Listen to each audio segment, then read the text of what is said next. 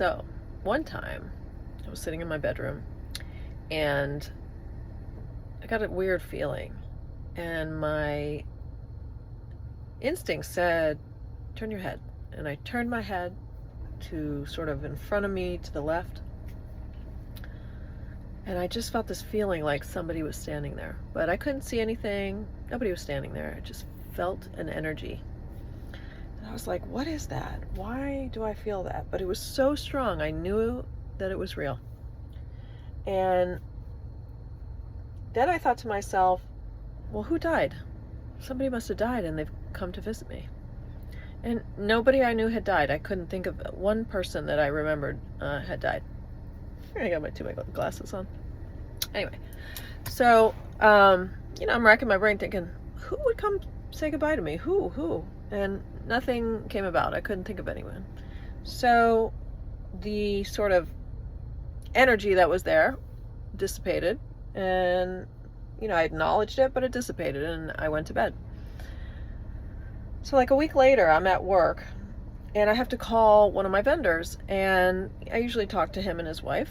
So I called and I said, the phone rang, and his wife answered, and I said, hey, Galina, is Jacob there? I need to talk to him. And she kind of paused, and she said, excuse me, Olga? And I said, hi. I knew her well, so I'm like, hi. How are you? Is Jacob there? I got to talk to him. She paused again. And I thought, well, okay. And she said, Olga, excuse me for one moment. And she put me on hold. And that one moment was probably like 3 minutes. That's what it felt like. And she finally came back on, and she was really emotional, like crying.